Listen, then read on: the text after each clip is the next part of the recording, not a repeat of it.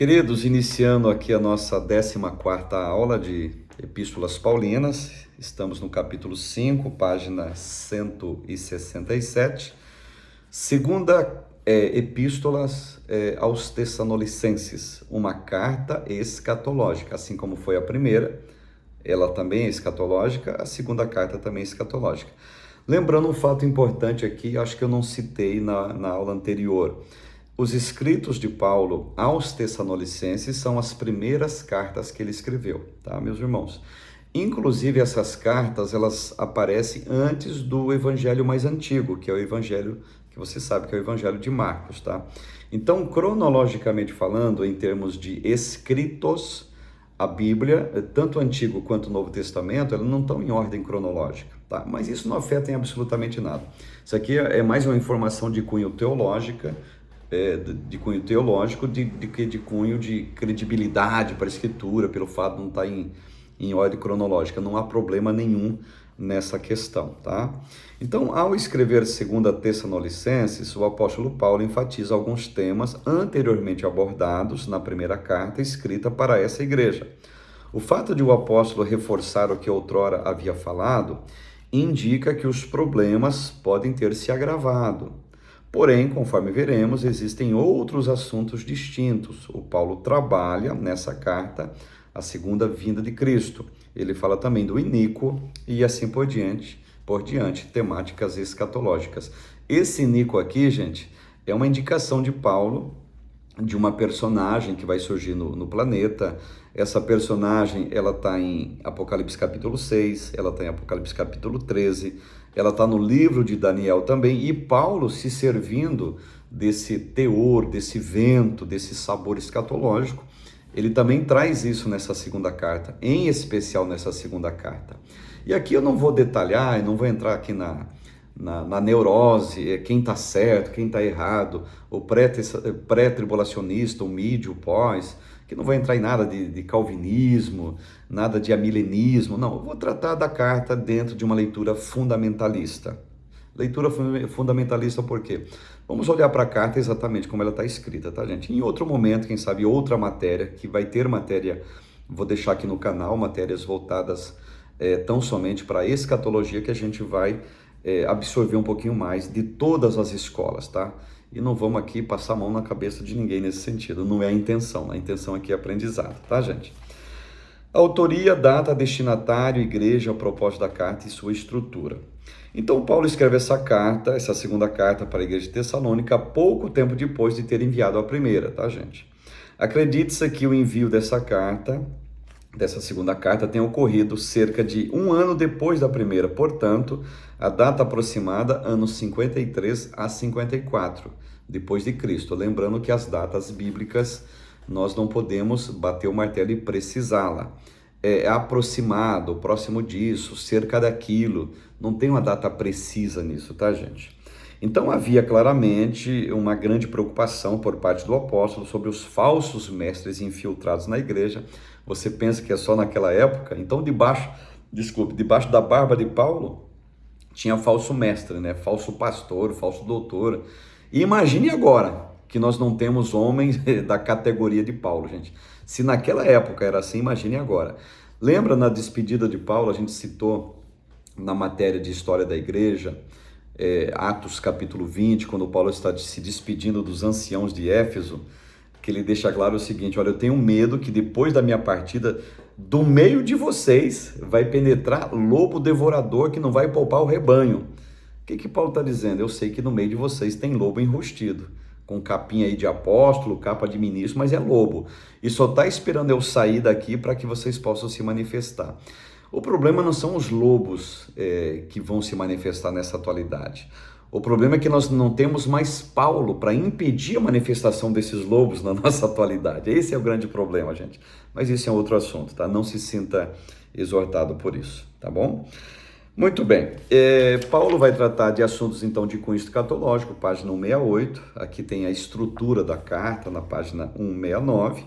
O dia do Senhor. Para entendermos o dia do Senhor, precisamos contextualizar com a primeira vinda, pois assim teremos a linha do tempo clareando para nossa, clareando a nossa compreensão.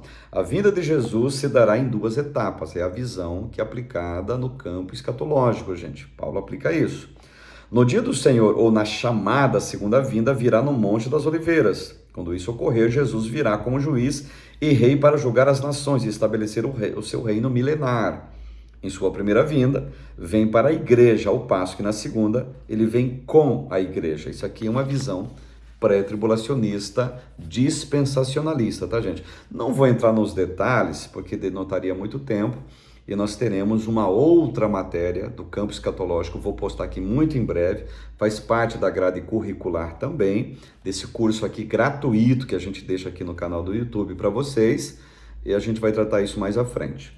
Mas eu vou te convidar, você que tem a matéria em mãos, na página 170 tem aqui um quadro trazendo um contraste entre a primeira e a segunda vinda de Cristo. O quadro aqui de número 8 e o quadro de número 9, onde vai citar também o iníquo, quem é esse iníquo? Anticristo, claro. Aqui vai trazer também as características do anticristo, tá? Apocalipse 12, ele será o auxiliar de Satanás, tá? Segundo Apocalipse 12, ele vai estar auxiliando o diabo, até inclusive, tá? Lembrando que anticristo não é aquele que é contrário a Cristo, é em lugar de Cristo, porque esse cara, ele vai surgir, essa personagem, com as características messiânicas dentro da expectativa até do povo judeu. O povo judeu vai ser o maior alvo, digamos assim, de enganação dessa personagem, segundo Paulo apresenta, segundo até Daniel também apresenta. Página 170, 171 apresenta isso. Tem alguns gráficos e quadros aqui que a gente não vai detalhar para vocês. Fica mais fácil para quem tem a lição em mãos. Na página 172, na página 173 também tem essa explicação, marcas do anticristo dentro do seu nome. Aqui tem algumas características dele, as marcas dele, por exemplo, egoísta, avarento, presunçoso, soberbo, desobediente ao Criador. Então tá bem elencado, bem infiel, ingrato, traidor, tá bem, digamos, exemplificado, tá com muitas provas aqui, inclusive, de quem será essa personagem chamada Anticristo. Anticristo pela posição, não que o nome dele seja ele. E qual é o nome? Não tenho nem ideia, gente, não sei, não quero saber e não tenho raiva de quem sabe, tá? Evidente que nós não sabemos, né? Lembra que houve uma febre nos anos 80, principalmente nos anos 80, a época da Guerra Fria, estava terminando a Guerra Fria, ainda tinha o Muro de Berlim, que caiu lá em 89. Lembra daquela manchinha que o Mikhail Gorbachev tinha, o presidente da União Soviética? Não, a marca da besta é aquilo que está na cabeça do Mikhail Gorbachev. E por anos foi acusado de ser o anticristo. Todo papa que vai para o trono de Roma é acusado de ser anticristo, tá? Mas até agora está todo mundo errando. E por falar em papas, como tem alguns papas bem éticos, né? Bem diferentes de uma certa classe, mas deixa para lá, tá? De repente você pode ficar bravo comigo, é outra coisa que eu vou falar. Muito bem, uma questão para reflexão aqui, página 174. Veremos que os ataques contra a igreja, verificamos que os ataques contra a igreja de Tessalônica tiveram como objetivo desanimar a fé dos cristãos. O conteúdo utilizado pelos falsos mestres foi de cunho escatológico, né? Tem gente que gosta de usar a escatologia para desanimar os irmãos, aterrorizar os irmãos, até inclusive, tá? Vamos abrir o olho para isso, tá, gente? Portanto, não restam dúvidas de que o entendimento da mensagem do profeta é fundamental para a Igreja de Deus. Qual a importância do ensinamento da mensagem profética para a igreja atual? É muito importante o ensinamento da mensagem profética. Sabe por que é importante, gente? Para que a gente possa entender quando vem a mensagem profética falsa, ou você pensa que é tudo verdadeiro. Brilhou, já é homem de Deus, deu 2 pulinhos para lá, 2 pulinhos para cá, já é homem de Deus, tudo que sair da boca dele já é verdade profética. Não é assim, gente, não é dessa forma. Se na época de Paulo, gente, vou até um pouco mais longe, se na época de Cristo já tinha falso profeta, Jesus alertou isso, por isso que o pessoal não escuta ou não lê aquilo que Jesus falou. Ele alertou que viriam falsos profetas, viriam muitas pessoas que diriam que veio no nome dele, pessoas que diriam que era o próprio Cristo. Então isso aqui não é nada novo, gente, não é nada novo não. desde a época de Cristo, desde a época de Paulo. Jesus combateu, Paulo combateu, a igreja primitiva combateu, os apóstolos originais combateram, homens piedosos combateram ao longo da história. Ou você pensa que nós estamos na melhor fase da igreja, que isso aqui não acontece? Não, o pior que acontece e em larga escala ainda. E os falsos profetas, se é falso profeta, ele leva o nome de profeta, ok? Então não é falso, quer dizer, é um profeta, mas é falso. Agora, para ter égide de profeta, nome de profeta, ele tem que estar em qual meio? Qual meio que ele tem que estar? Para pensar comigo. Gente, meio igreja, meio eclesiástico, meio pastoral, meio de pregadores, de ensinadores, que leva esse nome, leva o nome de profeta, só que é falso. Falso mestre. A Bíblia diz que isso existe, Jesus falou que isso existe. E se leva o nome do profeta, significa dizer que está em nosso meio, ou saiu do nosso meio, ou teve fama em nosso meio, hegemonia em nosso meio, autonomia em nosso meio, mas é falso profeta. Então vamos abrir o olho. A igreja precisa de discernimento. Para discernir o mundo? Não é para discernir o mundo, para discernir aqueles que estão em nosso meio. A vida da igreja, página 175, dando início aqui ao capítulo de número 4. Observe, ser um pastor significa guiar o rebanho de Deus, assim como fornecer alimentos e proteção contra os perigos que, diga-se de passagem, são muitos, pois existem os falsos profetas e os lobos disfarçados de ovelha, além de um adversário que, por natureza maligna, investe constantemente contra a igreja para destruí-la. Então precisamos urgentemente de um entendimento bíblico acerca do ministério pastoral. E é exatamente isso que Paulo nos fornece nesse conjunto das cartas finais dele, das 3 cartas que são conhecidas como cartas pastorais, que são as cartas que nós vamos analisar nos nossos últimos vídeos dessa matéria. Então, nessa unidade, a gente vai observar isso, de 2 Tessalonicenses, 1 Tessalonicenses, aliás, 1 Timóteo, 2 Timóteo e a carta que ele escreveu para Tito, que são conhecidas como cartas pastorais, conselhos para pastores. E dizem por aí, se conselho fosse bom, a gente não dava, a gente vendia, né? Então, mas receba o conselho de graça, tá, gente?